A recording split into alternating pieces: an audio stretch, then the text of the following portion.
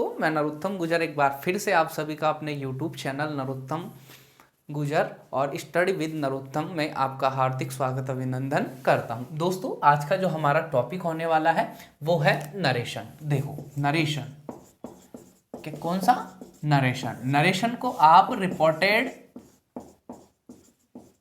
Reported speech के नाम से भी जानते हैं। देखो, समझने की कोशिश करना। मैं अगर नरेशन वर्ड पर जाऊं तो ये देखो, नरेशन क्या है? नरेट वर्ब से बना है। किससे बना है? नरेट वर्ब से बना है, जिसका मीन क्या होता है? वर्णन करना। देखो, इस शब्द पर जाते हैं अपन, वर्णन करना। देखो, आपने कोई चीज पढ़ी है तो उसका आप वर्णन कर रहे हो, तो उसके लिए आप क्या कर रहे हो? नरेशन का प्रयोग करते हो। जैसे मान लो आपके पिताजी ने आपको कोई बात बोली अपनी माताजी को बताने के लिए, तो उसे आप अपनी माताजी को बताओगे तो ये क्या हो गया? उस चीज का वर्णन करना हो गया। तो उसी प्रकार अपन देखेंगे कि आज के क्लास में नरेशंस क्या होते हैं और नरेशन से संबंधित जो महत्वपूर्ण नियम है उनके बारे में भी आज अपन चर्चा करने वाले हैं। तो बने रहे लास्ट तक। देखो, सबसे पहले मैं बता दिया, तो नरेशन किससे बना है? नरेट वर्ब से बना है। अगर अपन बात करें रिपोर्टेड स्पीच, रिपोर्टेड यानी कि भाषण, अब देखने की कोशिश करना। अब नरेशन दो प्रकार के होते हैं। नरेशन को दो भागों में बांटा गया है, या बोल सकते हैं रिपोर्टेड स्पीच को दो भागों में बांटा गया है। एक तो देखो डायरेक्ट स्पीच। कौन सा? Direct speech. अब डायरेक्ट मतलब क्या होता है? प्रत्यक्ष कथन। डायरेक्ट मतलब क्या होता है? प्रत्यक्ष। और स्पीच का मतलब होता है भाषण या कथन। अब देखो, समझने की कोशिश करना। जो दूसरा पार्ट है इसका वो है इनडायरेक्ट स्पीच। कौन सा हो गया? Indirect speech. जो इसका मीन होता है वो क्या होता है? अप्रत्यक्ष कथन। अप्रत्यक्ष कथन। अब देखो, सबसे पहले मैं बात कर लूं भाई, डायरेक्ट स्पीच क्या होते हैं और इनडायरेक्ट स्पीच क्या होते हैं। जैसे मान लो आपके पिताजी ने आपको कोई बात बताई, आपके पिताजी ने आपको कोई बात बताई माताजी को बताने के लिए। अगर पिताजी ने जो वर्ड बोले हैं वैसा कि वैसा ही अगर आपने अपनी माताजी को बताया, वो तो हो गया कौन सा? Direct speech. अगर मान लो जैसे उन्होंने बोला भाई मैं कल जयपुर जाऊंगा, तो आप बोल दोगे पिताजी ने ऐसा कहा कि मैं कल जयपुर जाऊंगा। ये तो क्या हो गया? Direct speech. अगर आपने उसमें कुछ फेरबदल किया, जैसे पिताजी ने कहा, पिताजी ने मुझसे कहा कि मैं कल जयपुर जाऊंगा। अब देखने की कोशिश करना। अब मैं बात करूं, यानी कि डायरेक्ट स्पीच क्या होते हैं, इस पर अपन चर्चा कर लेते हैं। देखो, डायरेक्ट स्पीच। अगर देखो, वक्ता, समझने की कोशिश करना। वक्ता वह व्यक्ति होता है जो कोई ना कोई बात बोलता है। और आपको यह भी पता होगा श्रोता क्या होता है? श्रोता होता है उस बात को सुनने वाला। एक तो होता है स्पीकर। स्पीकर मतलब बोलने वाला, भाषण देने वाला। एक होता है लिसनर, जो सुनता है।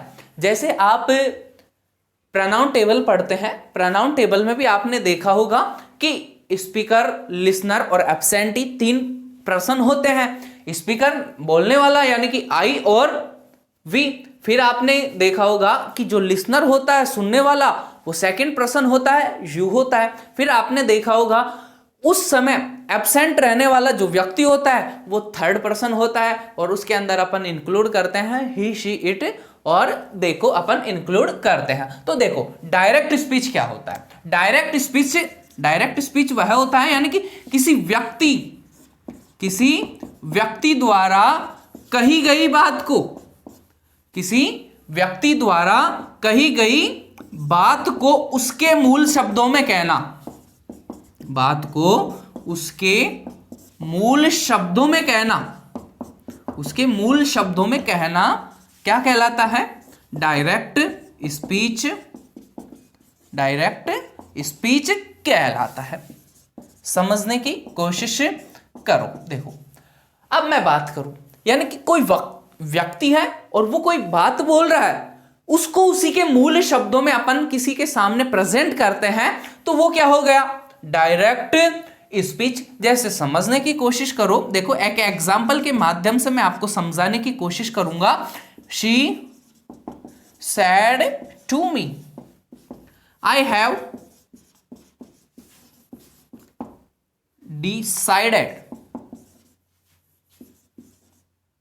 decided to bring a fair name this year।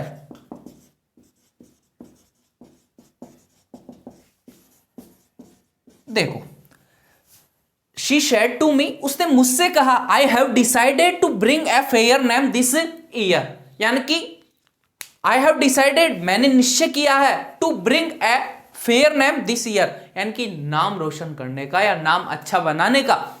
तो कहने का तात्पर्य यह है कि उसने खुद ने यह डिसाइड किया है या निश्चय किया है या अपने आप से वादा किया है कि वो क्या करेगी, इस साल कुछ अच्छा नाम करेगी, यानी कि तात्पर्य क्या हो गया, नाम रोशन करेगी।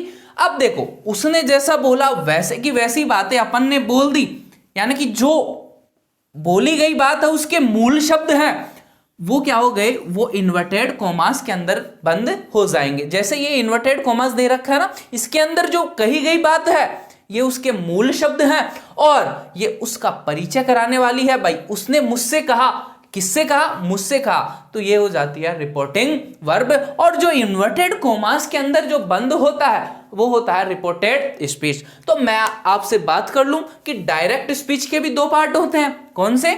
डायरेक्ट स्पीच के दो पार्ट होते हैं। देखो सबसे पहले मैं बात कर लूं, एक बार रिपीटिशन बहुत जरूरी है। अगर आप कुछ अच्छा अचीव करना चाहते हैं तो जीवन में रिपीटिशन बहुत जरूरी है। देखो सबसे पहले अपन ने देखा नरेशन। नरेशन नरेट वर्ब से बना है, जिसका मतलब क्या होता है, वर्णन करना। नरेशन को अपन रिपोर्टेड स्पीच भी बोल सकते हैं। फिर अपन ने देखा कि नरेशन दो प्रकार के होते हैं, डायरेक्ट स्पीच और इनडायरेक्ट स्पीच। अगर मैं बात कर लूं, डायरेक्ट स्पीच को अपन बोल सकते हैं प्रत्यक्ष कथन और इनडायरेक्ट को अपन बोलेंगे अप्रत्यक्ष कथन। अब देखो डायरेक्ट स्पीच किसे कहेंगे, किसी व्यक्ति द्वारा कही गई बात को अपन ने उसके खुद के मूल शब्दों में कहना, यानी कि जो व्यक्ति बोल रहा है, जो स्पीकर है, अगर वो कुछ शब्द बोल रहा है तो उसके मूल शब्दों में ही उसी बात को कहना, वो क्या हो जाता है, डायरेक्ट स्पीच। अगर उसमें कुछ फेरबदल कर कर अपने ही अर्थ में कहना, वो क्या कहलाता है, इनडायरेक्ट स्पीच। अब अपन देखने वाले हैं कि डायरेक्ट स्पीच के भी दो पार्ट होते हैं। कौन कौन से? एक तो होता है रिपोर्टिंग वर्ब और एक कौन सा होता है, रिपोर्टेड स्पीच। तो देखने की कोशिश करो। देखो नरेशन टॉपिक चल रहा है, अब मैं बात कर लूं। देखो डायरेक्ट स्पीच के दो भाग होते हैं। डायरेक्ट स्पीच के कितने भाग होते हैं? दो भाग होते हैं। अब देखो इसमें से पहला भाग तो कौन सा होता है? पहला भाग होता है रिपोर्टिंग वर्ब। क्या होता है? Reporting verb. और दूसरा भाग होता है इसका कौन सा? Reported speech. रिपोर्टिंग वर्ब और रिपोर्टेड स्पीच। अब देखो समझने की कोशिश करो। देखो वर्ब, ये रिपोर्टिंग वर्ब क्या होती है और रिपोर्टेड स्पीच क्या होती है, उस पर मैं आपको समझाने की कोशिश करूंगा। देखो ये बात बोली गई है, she said to me I have decided to bring a fair name this year, यानी कि जो व्यक्ति बोला उसके कहे गए मूल शब्द तो कौन से हैं? उसके कहे गए मूल शब्द तो जो इन्वर्टेड कोमास के अंदर बंद है वो है। तो यानी कि रिपोर्टेड स्पीच, यानी कि जो बोला गया भाषण है, जो बोला गया कथन है, वो क्या हो जाएगा, ये रिपोर्टेड स्पीच। यानी कि वक्ता द्वारा जो कहे गए मूल शब्द हैं, वक्ता द्वारा जो कहे गए मूल शब्द हैं वो तो क्या कहलाएंगे, रिपोर्टेड स्पीच। क्या कहलाएंगे? Reported speech. अगर अपन ने कोई बात बोली है, उसका परिचय कराने वाली कोई वर्ब है, तो वो क्या कहलाएगी, रिपोर्टिंग वर्ब। देखो समझने की कोशिश करना, यानी कि ये वाला सेंटेंस या ये वाली वर्ब इस भाषण का परिचय करा रही है, तो ये क्या हो गई, रिपोर्टिंग वर्ब। क्या हो गई, रिपोर्टिंग वर्ब। और अपन बात कर लें, जो ये इन्वर्टेड कॉमास के अंदर जो बंद डिटेल है, जो बंद भाषण है, ये क्या कहलाएगा, ये कहलाएगा रिपोर्टेड स्पीच। देखो रिपोर्टेड स्पीच को मैं आगे RS लिखूंगा और रिपोर्टिंग वर्ब को मैं क्या लिखूंगा, RV, शॉर्ट फॉर्म के अंदर। अब देखो समझने की कोशिश करना, इस बात को भी अपन बिल्कुल अच्छे तरीके से लिख लेते हैं। यानी कि मैंने आपको बताया कि रिपोर्टेड स्पीच का परिचय कराने वाली वर्ब क्या कहलाएगी, रिपोर्टेड स्पीच का परिचय कराने वाली वर्ब क्या कहलाएगी, रिपोर्टिंग वर्ब। देखो देखो, रिपोर्टिंग वर्ब। अब रिपोर्टिंग वर्ब किसे कहेंगे, देखो रिपोर्टेड स्पीच का परिचय कराने वाली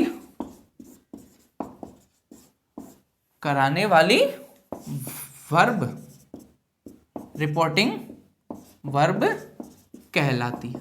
क्या कहलाती है, रिपोर्टिंग वर्ब। अब मैं बात कर लूं रिपोर्टेड स्पीच क्या होते हैं, उससे पहले मैं बात करूं, देखो रिपोर्टिंग वर्ब और बात करें अपन रिपोर्टेड स्पीच, रिपोर्टिंग वर्ब और रिपोर्टेड स्पीच। अब मैं देखो यानी कि वक्ता यानी कि जो स्पीकर होता है, वक्ता यानी कि स्पीकर द्वारा कहे गए मूल शब्द क्या कहलाते हैं, मूल शब्द रिपोर्टेड स्पीच यानी कि RS कहलाते हैं। मैं बात करूं ये रिपोर्टिंग वर्ब और रिपोर्टेड स्पीच में आपको अंतर समझ में आ जाना चाहिए। अगर आपने ये वाला अच्छे से नहीं पढ़ा है तो आप नियमों को क्या कर देते हैं, उल्टा सीधा कर देते हैं। अब मैं बात करूं रिपोर्टिंग वर्ब के बारे में भी थोड़ा अलग से डिटेल में चर्चा कर लेते हैं। भाई रिपोर्टिंग वर्ब कौन सा पार्ट होता है, जैसे मैं बात करूं, अपन ने अभी एक एग्जाम्पल देखा, she said to me I have decided to bring a fair name this year. उसको अपन अच्छे से डिटेल में चर्चा करते हैं। देखो सबसे पहले मैं बात कर लूं, she said to me I have decided to bring a fair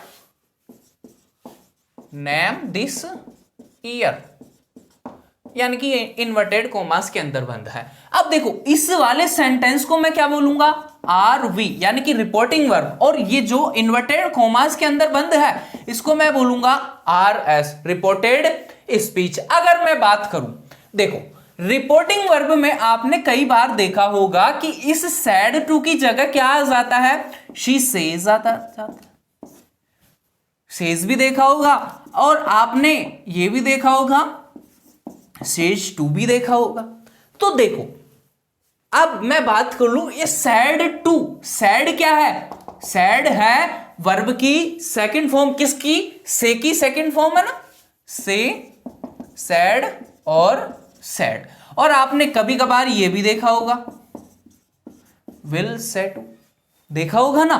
तो आपको इतना सा ध्यान देना है कि देखो ये क्या है, वर्ब की फर्स्ट फॉर्म है, देखो ये दे रखा है वर्ब की first form plus S yes, ये कौन सा टेंस हो गया, ये प्रेजेंट टेंस हो गया। मैं बात करूं सैड टू, ये कौन सा हो गया, ये हो गया पास्ट टेंस। अब मैं बात कर लूं विल से टू, ये हो गया फ्यूचर टेंस। कौन सा हो गया, फ्यूचर टेंस। तो मैं आपको जो समझाना चाहता था वो बात ये है कि ये RV का जो सेंटेंस है, या बोल सकते हैं रिपोर्टिंग वर्ब का जो टेंस है वो प्रेजेंट भी हो सकता है, पास्ट भी हो सकता है और फ्यूचर भी हो सकता है। तो देखो यहां पर अलग से आप लिख लो। देखो ये समझाने के लिए था, मैं आपको बिल्कुल अच्छे से समझाने की कोशिश कर रहा हूं, तो आप भी अपना पूरा 100% ध्यान केवल और केवल स्क्रीन पर देखिए।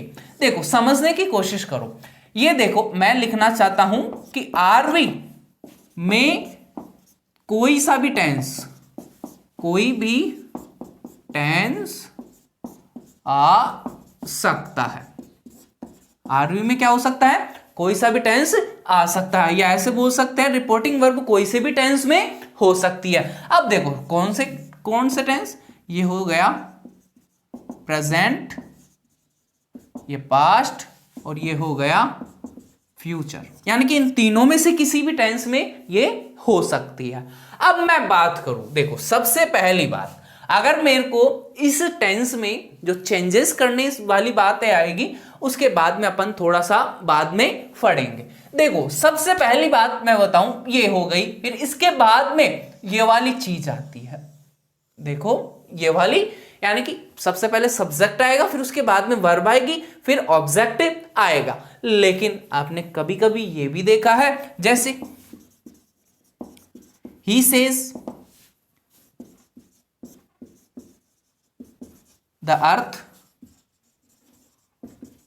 राउंड्स द सन, ये सेंटेंस भी देखा है। तो इसके लिए क्या करोगे, कभी कभी ऑब्जेक्ट नहीं भी दिया होता, आपने देखा है कि यहां पर कभी कभी ऑब्जेक्ट आता है और कभी नहीं आता, तो आप लिख सकते हो कि आरवी, यानी कि रिपोर्टिंग वर्ब के बाद में ऑब्जेक्ट का होना क्या नहीं होता, जरूरी नहीं होता। देखो सबसे पहला जो नियम था वो यही था कि आरवी में कोई सी भी वर्ब यूज हो सकती है, सॉरी आरवी में कोई सा भी टेंस यूज हो सकता है। अब मैं बात करूं जो दूसरा पॉइंट है, आरवी में या रिपोर्टिंग वर्ब में ऑब्जेक्ट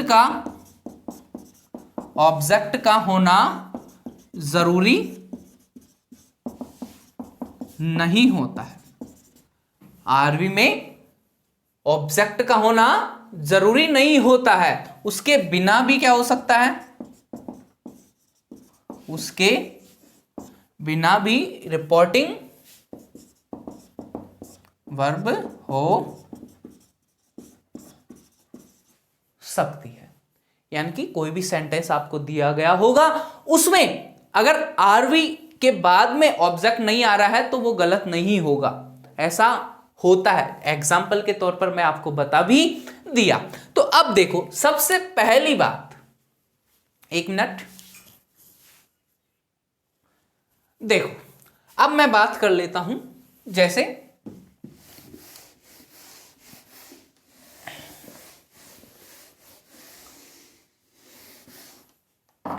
अब देखो सबसे पहले और जो इंपॉर्टेंट बात है वो आपने बहुत कम देखी होगी। अब देखो मैंने आपको यहां पर सबसे पहले क्या लिखा, आरवी लिखा, और उसके बाद में क्या लिखा, आरएस लिखा। लेकिन ये भी होना क्या नहीं है, हमेशा हमेशा ये जरूरी नहीं है। कभी कभी कुछ सेंटेंसों में क्या होता है, इस आरवी को क्या करते हैं, आरएस के बाद में लिख देते हैं, और आपको क्या दे देता है, वो आपके सामने सेंटेंस दे देता है, तो आप क्या कर देते हो, उसको गलत कर देते हो। तो उसको सही सिस्टमेटिक तरीके से लिखने का जो नियम है वो देखो, यानी कि आरवी, या बोल सकते हैं रिपोर्टिंग वर्ब, पूरा ही लिख देता हूं मैं, reporting verb,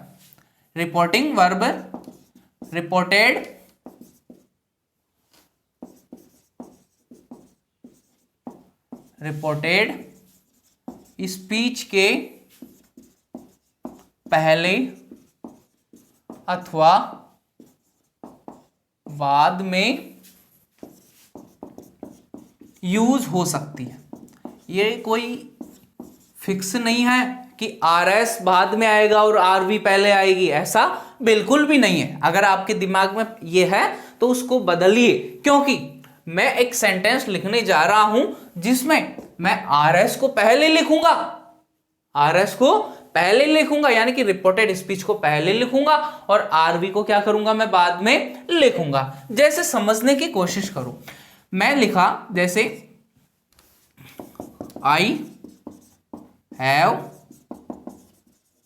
decided to bring a fair name this year. अब देखो यहां का, ये देखो इन्वर्टेड कोमास के अंदर मैंने इसको बंद कर दिया। अब इसके बाद में जो आने वाली चीज है वही सबसे इंपॉर्टेंट चीज है। वो क्या है, अगर आप किसी सेंटेंस में रिपोर्टेड स्पीच को पहले लिखते हो, आरवी से पहले, यानी कि रिपोर्टिंग वर्ब से पहले लिखते हो, तो उसको लिखने का तरीका शी से चालू ना होकर किससे होगा, वो वर्ब से होगा। किससे होगा, वो वर्ब से होगा। तो इसको मैं ऐसे लिख सकता हूं, ये हो गया सैड शी टू मी, ये ऐसे होगा, न कि शी सैड टू मी।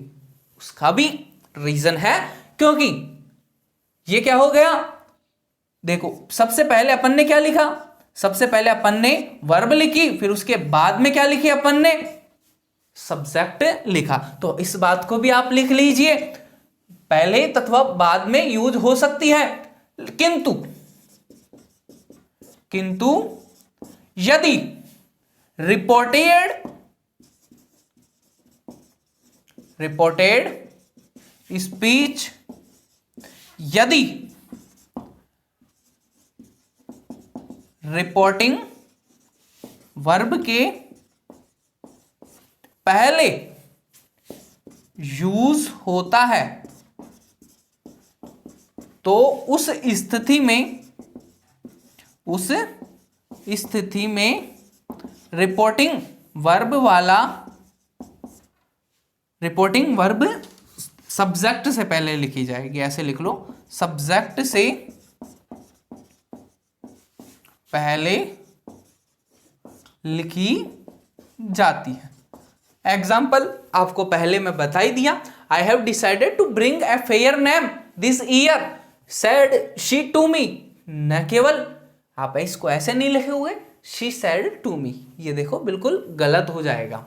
इसी प्रकार आपको लिखना है, इसी प्रकार आपको जो ऑप्शन दिया होगा वो आपको चुनना है। देखो ऐसे एग्जाम्पल्स, ऐसे क्वेश्चन एसएससी सीजीएल में पूछे जाते हैं।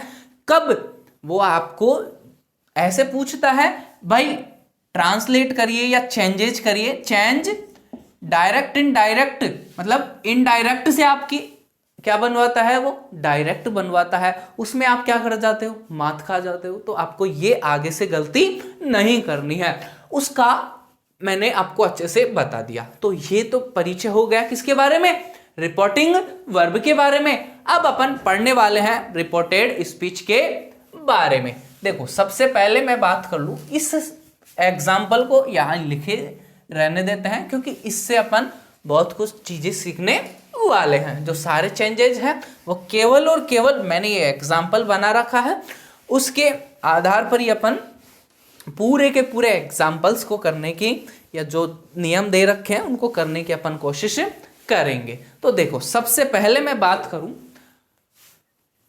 अब देखो जो नेक्स्ट नियम है वो देखना है। अपन ने रिपोर्टिंग वर्ब के बारे में देख लिया, अब अपन को देखना है रिपोर्टेड स्पीच के बारे में अपन को देखना है। अब देखो रिपोर्टेड स्पीच मैंने आपको बता दिया पहले, तो उस बात को अपन यहां पर अच्छे से लिख भी लेते हैं, क्योंकि मैं ये मानता हूं कि आप बिल्कुल अच्छे से एक एक बात को मेरी को नोट करते हुए लिखते हुए चल रहे हैं, क्योंकि आपको कुछ एग्जाम को क्रैक करना है और मेरे को आपको इस तरह से पढ़ाना है कि आप एग्जाम क्रैक करने में समर्थ हो सके। देखो रिपोर्टेड स्पीच, देखो रिपोर्टेड स्पीच किसे कहेंगे, वक्ता द्वारा, मैंने ये सारे लिखा दिया, वक्ता द्वारा जो कहे गए मूल शब्द होते हैं, वक्ता द्वारा कहे गए मूल शब्द क्या कहलाते हैं, मूल शब्द आरएस कहलाते हैं, रिपोर्टेड स्पीच कहलाते।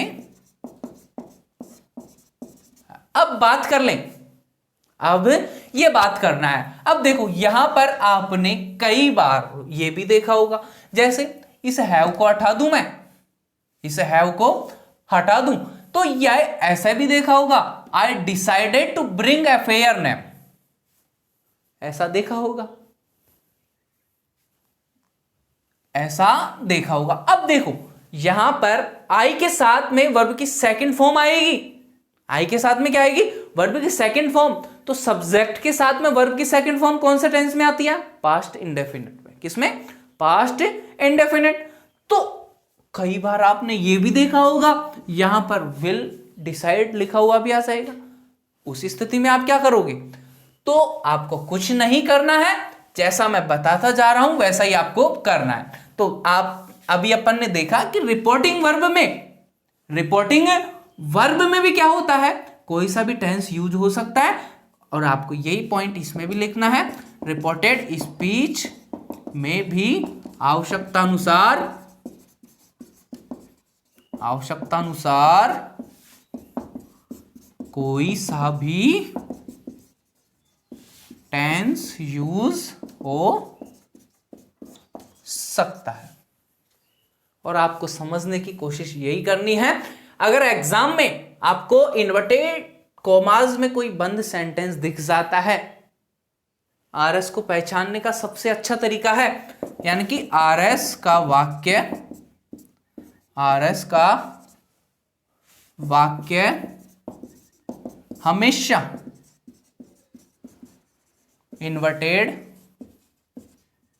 कॉमास के अंदर बंद होता है। यह बात आपको बिल्कुल अच्छे से नोट करके लिख लेनी है। देखो, समझने की कोशिश करो। अब जो मेन बात है वो ये देखना कि रिपोर्टेड स्पीच में भी आवश्यकता अनुसार कोई से भी सेंटेंस हो सकते हैं। तो इस बात को भी अपन नोट करते हुए चलते हैं। तो देखो, सबसे पहले मैं बात करूं रिपोर्टेड स्पीच में आवश्यकता अनुसार कोई भी सेंटेंस हो सकता है, कोई भी सेंटेंस हो सकता है। जैसे मैं आपको बात कर लूं, जैसे मान लो अगर स्टेटमेंट है, पहली बात करें स्टेटमेंट यानी कि कोई कथन है, तो वो कैसे होगा? एक तो होता है पॉजिटिव हो सकता है, वो नेगेटिव भी हो सकता है। फिर मैं बात करूं दूसरी बात, इंटेरोगेटिव। कौन सी? इंटेरोगेटिव। दो प्रकार से हो सकते हैं, एक तो हेल्पिंग वर्ब से, एक किससे? एक WH वर्ड से। किससे हो सकते हैं? इंटेरोगेटिव हेल्पिंग वर्ब से और WH वर्ड से। फिर मैं बात करूं जो तीसरी बात है वो हो गई एक्सक्लामेटरी, विस्मयादि बोधक, जिसमें आप क्या पढ़ते हो? आश्चर्य वाली बातें। किससे? आश्चर्य वाली बातें। फिर अपन बात करें, ये हो सकती है, एक तो हो गया इम्परेटिव,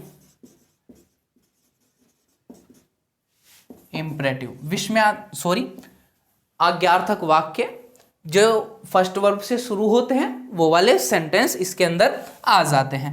फिर अपन बात करें, स्टेटमेंट हो गया, इंटेरोगेटिव हो गया, एक्सक्लामेटरी हो गया,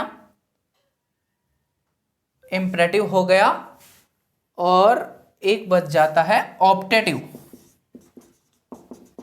ऑप्टेटिव, इच्छा बोधक। अगर आप किसी के बारे में अच्छा सोचते हैं या बुरा सोचते हैं, वो वाले सेंटेंस किस में आते हैं? ऑप्टेटिव, यानी कि इच्छा बोधक सेंटेंस। अब देखो, सबसे मेन बात आज की क्लास में अभी तक आई है, वो आई है रिपोर्टेड स्पीच में आवश्यकता अनुसार कोई सा भी टेंस हो सकता है, और सेंटेंस भी आवश्यकता अनुसार कोई सा भी हो सकता है, पॉजिटिव हो सकता है, नेगेटिव हो सकता है, हेल्पिंग वर्ब वाला हो सकता है, एक्सक्लामेटरी हो सकता है, इंपरेटिव हो सकता है, और ऑप्टेटिव हो सकता है। अब मैं बात कर लूं, देखो ये परिचय हो गया डायरेक्ट स्पीच का। अब अपन थोड़ा सा इनडायरेक्ट स्पीच के बारे में भी थोड़ा सा समझने की कोशिश करते हैं। तो देखो, सबसे पहले मैं बात कर लूं, इसको भी हटा देते हैं। देखो, इनडायरेक्ट स्पीच,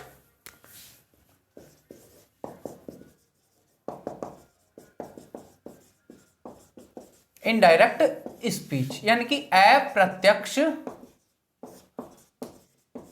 कथन। अब मैं बात करूं इनडायरेक्ट स्पीच क्या होता है। अगर मैंने कोई बात बोली, उसको आप अपने खुद के शब्दों में एक्सप्लेन कर रहे हो किसी दूसरे के सामने, वो क्या हो गया? वो हो गया इनडायरेक्ट स्पीच। तो इसको अपन लिख सकते हैं,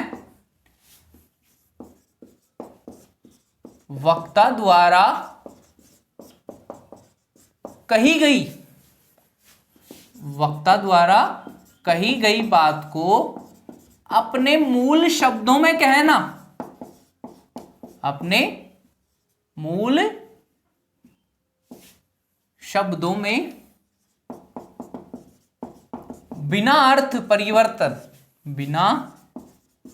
अर्थ परिवर्तन किए,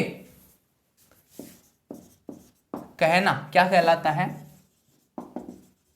इनडायरेक्ट स्पीच कहलाता है। अब जैसे देखने की कोशिश करना, देखो मैंने आपको वापस से एक बार मैं इस बात को गौर से बताना चाहता हूं, अर्थ परिवर्तन किए बिना अपन टेंस परिवर्तन कर सकते हैं, लेकिन क्या नहीं कर सकते? अर्थ परिवर्तन नहीं कर सकते। अपन ने, मैं एक बात बता दूं, जब अपन पैसिव वॉइस पढ़ते हैं ना, एक्टिव पैसिव पढ़ते हैं ना, पैसिव वॉइस दो प्रकार के होते हैं, एक्टिव और पैसिव, उसके अंदर और नरेशन के अंदर बच्चे कंफ्यूज में हो जाते हैं, उसका भी मैंने तोड़ निकाल रखा है। तो देखो सबसे पहली बात, इनडायरेक्ट स्पीच में तो आपको क्या करना है? अर्थ परिवर्तन नहीं करना है। क्या नहीं करना है? सेंटेंस का अर्थ परिवर्तन नहीं करना है, टेंस भले ही बदल जाए। क्या करना है? टेंस भले ही बदल जाए। अगर आप देखेंगे जब इसके नियम मैं बताऊंगा तो हर टेंस को आपको क्या करना पड़ता है? पास्ट में बदलना पड़ता है। उसका भी कारण मैं बता दूं, जैसे मान लो आपने अभी कोई बात बोली, उस बात को आप किसी दूसरे के सामने बोलने वाले हो, वो तो फ्यूचर में हो गया ना। अगर मान लो आप मेरे से कोई बात, ये प्रश्न या इसके नियम आप पढ़ कर गए, आप अपने किसी भाई बहन को बताएंगे, तो उस जब आप उसको बता रहे होंगे तो मेरे द्वारा कही गई बात तो उस समय क्या हो जाएगी? पास्ट हो जाएगी ना। तो इसी वजह से अपन को क्या करना पड़ता है? हर टेंस को पास्ट के अंदर अपन को कन्वर्ट करना या चेंज करना पड़ता है। जबकि पैसिव में क्या होता है? पैसिव में टेंस चेंज नहीं होता। पैसिव में क्या नहीं होता? टेंस चेंज नहीं होता। पैसिव में टेंस चेंज नहीं होता है, अर्थ उसमें भी अपने हिसाब से निकल जाता है। यहां पर ध्यान देने योग्य यही बात है कि डायरेक्ट, इनडायरेक्ट या बोल सकते हैं नरेशन में टेंस को, हर टेंस को पास्ट में अपन को बदलना पड़ता है, जबकि पैसिव में क्या नहीं होता है? टेंस चेंजेस नहीं होता। अगर मान लो जैसा कि आपने देखा होगा, एक्टिव से पैसिव बनाते समय फर्स्ट वर्ब को आप किस में कन्वर्ट करते हो? फर्स्ट वर्ब को इज, एम और आर में कन्वर्ट करते हो। Is, am, are plus verb की थर्ड फॉर्म में कन्वर्ट करते हो। जबकि आप नरेशन में इस फर्स्ट वर्ब को किस में कन्वर्ट करते हो? इस फर्स्ट वर्ब को सेकंड वर्ब के अंदर आप चेंज करते हो। तो ये क्या है? ये फर्स्ट फॉर्म, ये भी क्या है? फर्स्ट फॉर्म ही तो है ये बी वर्ब के अंदर। तो इसमें कोई टेंस चेंज थोड़े हुआ, फर्स्ट वर्ब आ रही थी, इधर भी फर्स्ट वर्ब आ रही है, यहां पर टेंस चेंज हो गया। क्यों हो गया? क्योंकि अपन ने वर्ब भी चेंज कर दी। तो वर्ब का चेंजेज ही क्या कहलाएगा?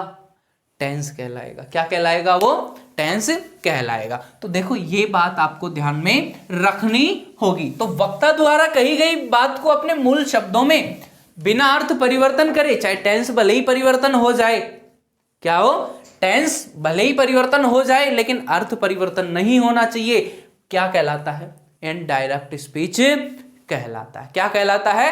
इनडायरेक्ट स्पीच कहलाता है। अब देखने की कोशिश करो इनडायरेक्ट स्पीच, जैसे एग्जाम्पल के तौर पर मैं देख, सबसे पहले एक कोई डायरेक्ट स्पीच बता देते हैं। जैसे वो वाला ही सेंटेंस ले लो, she said to me I have decided to bring a fair name this year. ये कोमास के अंदर अगर मेरे को इसका इनडायरेक्ट बनाना है, इनडायरेक्ट बनाना है, तो देखो सबसे पहले मैं बात करूंगा, ये शी को बदलूंगा मैं, सेड टू को बदलूंगा मैं टोल्ड में। फिर मान लो ये अफर्मेटिव है तो कंजंक्शन लगाऊंगा दैट। फिर आई को मैं बदलूंगा किसके अनुसार? आई फर्स्ट पर्सन है तो मैं बदलूंगा किसके अकॉर्डिंग? इस सब्जेक्ट के अकॉर्डिंग। तो ये क्या हो जाएगा? यहां पर शी आ जाएगा। अब ये क्या है? हैव है, तो हैव को अपन को क्या करना है? सेकंड फॉर्म के अंदर कन्वर्ट करना है। तो ये हो जाएगा had decided to bring a fair name. अब दिस को किस में कन्वर्ट करना पड़ेगा अपन को? That year. दैट में अब देखो सबसे मेन बात, मैंने ये सेंटेंस अभी यहां पर बिना नियम बताए आपको क्यों करवाया, उसका भी रीजन है। क्या रीजन है वो देखने की कोशिश करना। देखो इस सैड टू को अपन ने कन्वर्ट किया किसके अंदर, इस टोल्ड के अंदर, यानी कि यहां पर एक परिवर्तन हुआ है। फिर अपन बात करें इन दोनों सेंटेंसों को जोड़ने के लिए अपन ने कंजंक्शन दैट का प्रयोग करा है, तो दूसरा सेंटेंस कंजंक्शन से संबंधित आ गया।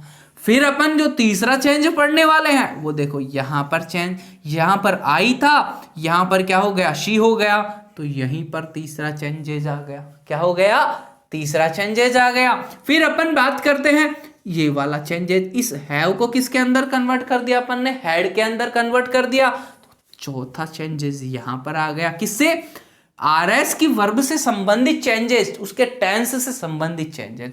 फिर अपन बात कर लें इस दिस को अपन ने किस में कन्वर्ट करा, इस दैट के अंदर कन्वर्ट करा, तो ये पांचवा चेंजेस आ गया। तो डायरेक्ट से इनडायरेक्ट बनाते समय आपको केवल और केवल इन पांचों चेंजेसों पर ध्यान देना है, इसके अलावा और कुछ नहीं पढ़ना, इससे बाहर कुछ नहीं जाने वाला।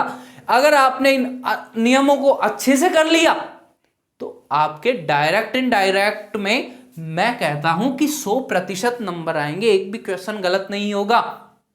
अगर आपने इन पांचों नियमों को अच्छे से पढ़ा है तो देखो आज से ही अपन इसको शुरुआत करते हैं। देखो मैं एक बार वापस से बता दूं, देखो ये क्या था, ये रिपोर्टिंग वर्ब की टेंस था या रिपोर्टिंग वर्ब में जो चेंजेस था। फिर दूसरा कंजंक्शन से संबंधित चेंजेस, फिर प्रोनाउन से आरएस के सेंटेंस में, आरएस के वाक्य में प्रोनाउन से संबंधित चेंजेस। फिर अपन ने देखा ये क्या था, हैव, ये वर्ब से आरएस के टेंस में चेंजेस। फिर अपन देखे जो एडवर्ब वगैरह दे रखी है उसके अंदर चेंजेस।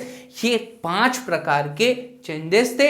इन पांचों को पूरा करने की आप मेरे साथ में कोशिश करोगे तो अच्छे से नंबर आपके आएंगे, अन्यथा क्या होगा, आप भी अपना 100% नहीं देंगे तो एग्जाम में फेल ही हो जाओगे। तो देखो मैं इन पांचों नियमों को अच्छे से बिल्कुल डिटेल में आपको करवाने की कोशिश करूंगा, तो वीडियो में बने रहिए। अगर आपको डायरेक्ट इनडायरेक्ट अच्छे से सीखने हैं एक ही बार की क्लास में, आप इनके नोट्स अच्छे से बनाते रहिए ताकि आपका भी नेट खर्च ना हो और आपको बार बार वीडियो को देखने की जरूरत ना पड़े। अब देखो सबसे पहले मैं बात कर लूं डायरेक्ट से इनडायरेक्ट बनाने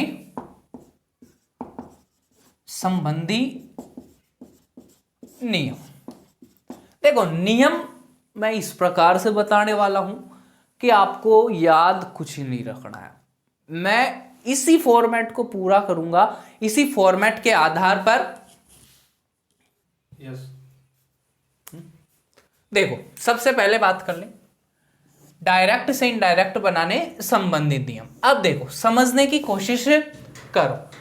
अब मैं जो सबसे पहला नियम लिखा था, मैंने लिखा था शी सैड टू मी। अब सैड टू को अपन ने किस में चेंज करा था, टोल्ड में चेंज करा था। किस में करा था, टोल्ड के अंदर करा था। अब देखो सबसे पहली बात, change of reporting verb and not its tense, यानी कि इसके टेंस में चेंज नहीं करना आपको।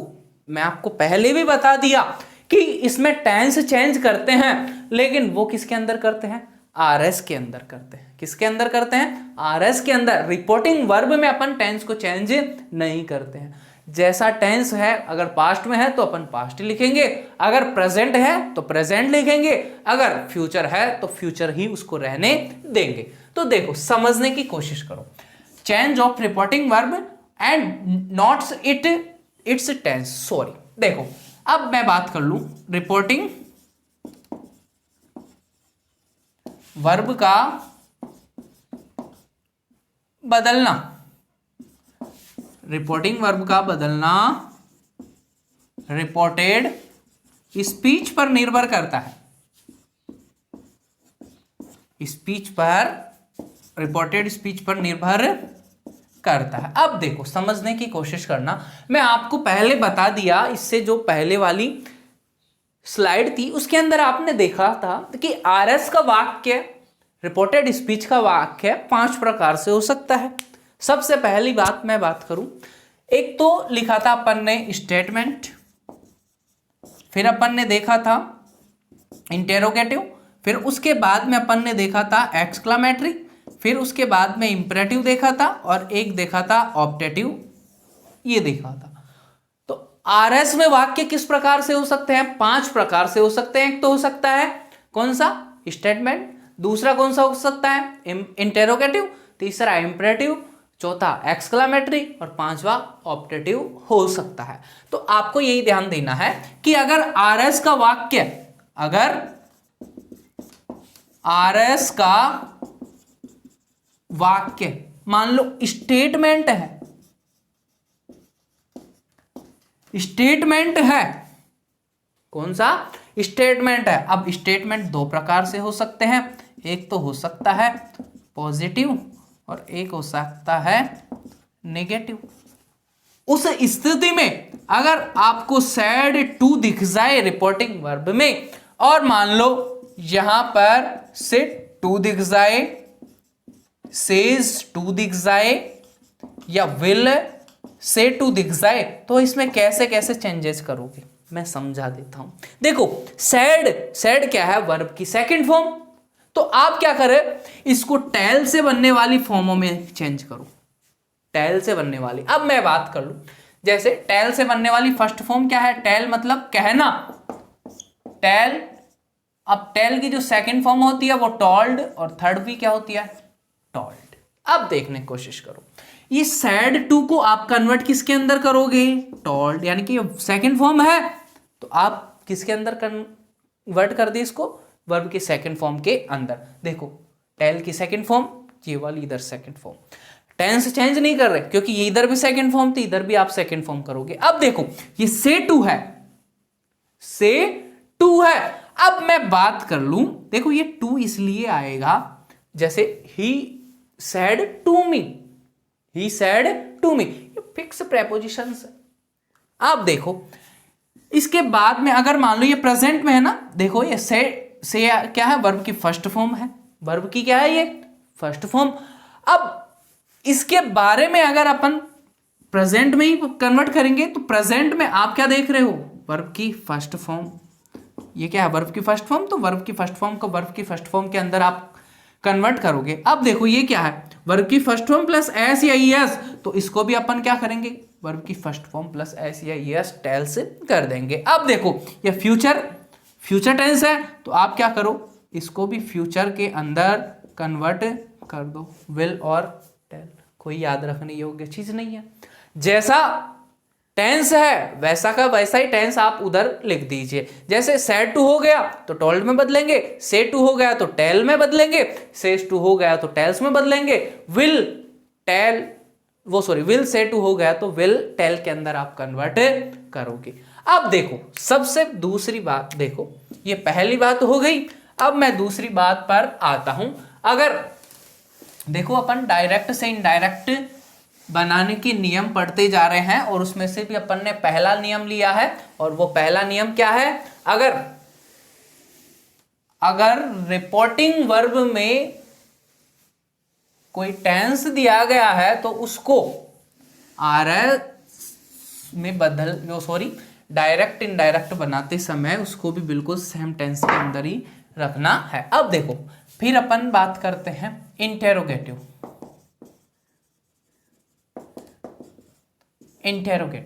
अब मैं बात कर लूं इंटेरोगेटिव कितने प्रकार से बन सकते हैं? 2 प्रकार से। मैंने आपको बताया कि हेल्पिंग वर्ब से, एक क्या हो सकता है? WH वर्ड से। अब मैं बात करूं, देखो सबसे पहले मैं बात करूं, इधर मान लो जो आरएस वाला वाक्य है, रिपोर्टेड स्पीच वाला वाक्य, अगर आपको इंटेरोगेटिव दिख जाए, यानी कि हेल्पिंग वर्ब से शुरू हो जाए या फिर WH वर्ड से शुरू होए, तो आप उस स्थिति में इस सैड टू को किस में कन्वर्ट करोगे? आस्क्ड में कन्वर्ट करोगे। किस में कन्वर्ट करोगे?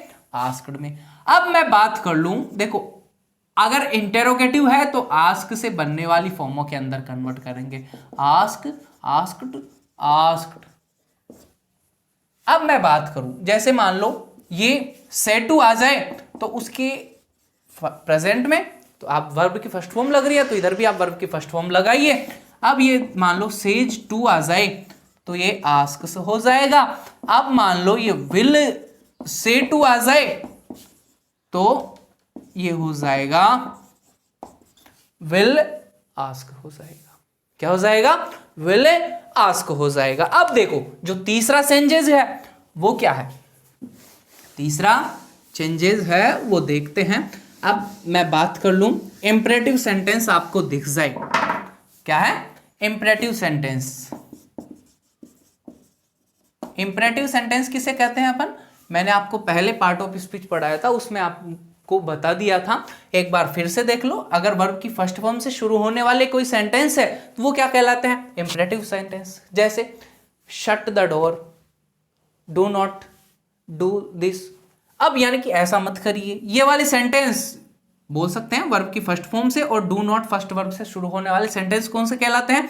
Imperative sentence. अब देखो इंपरेटिव दो प्रकार से हो सकते हैं, इंपरेटिव पॉजिटिव, पॉजिटिव और नेगेटिव। कौन सा? पॉजिटिव और नेगेटिव। अब देखने की कोशिश करना, अब पॉजिटिव होगा और नेगेटिव होगा तो आपको क्या करना है? इस सैड टू को किसके अंदर कन्वर्ट करना है? ऑर्डर्ड टू के अंदर, या कमांड्स,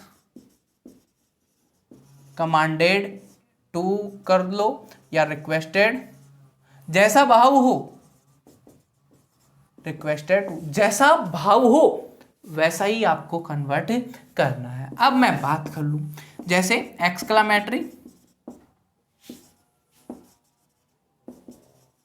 विस्मयादि बोधक। अगर आपको ये दिख जाए तो उस स्थिति में आप इस सैड टू को एक्सक्लैम्ड,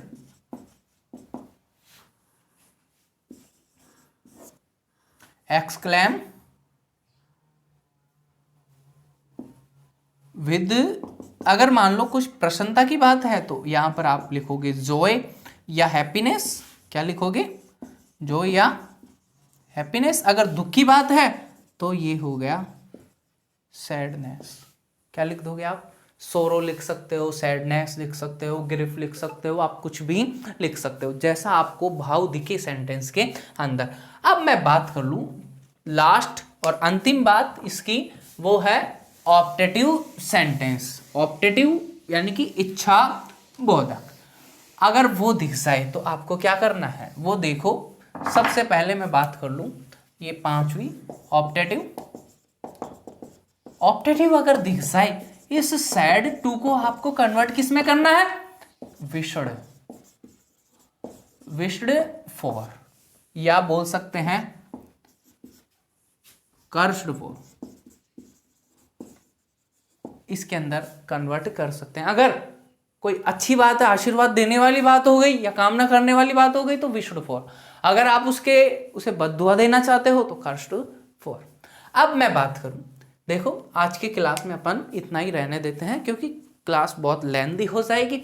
और जो बाकी के बचे नियम हैं, देखो अपन ने सबसे पहला नियम देखा है, अगर आरएस का वाक्य स्टेटमेंट है, एक्सक्लामेटरी है, इंटरोगेटिव है या ऑप्टेटिव है तो उससे संबंधित चेंजेस देखे थे। अपन ने केवल और केवल एक नियम पढ़ा है। अपन 4 नियम जो रह गए वो अपन अगली क्लास के अंदर पढ़ेंगे। तो बिल्कुल बने रहिए। चैनल को आपने अभी तक सब्सक्राइब नहीं किया है तो सब्सक्राइब करिए। अगर ये क्लास आपको अच्छी लगी है तो लाइक करना न भूलें। Thank you, bye bye. मिलेंगे नेक्स्ट वीडियो में और भी धमाकेदार तैयारी के साथ में। तो बने रहिए और इस नियमों को बिल्कुल अच्छे तरीके से आप रिवीजन करके आना। मैं दोगुणे उत्साह के साथ आपको समझाने की कोशिश करूंगा। इसी के साथ में गुड इवनिंग, थैंक यू।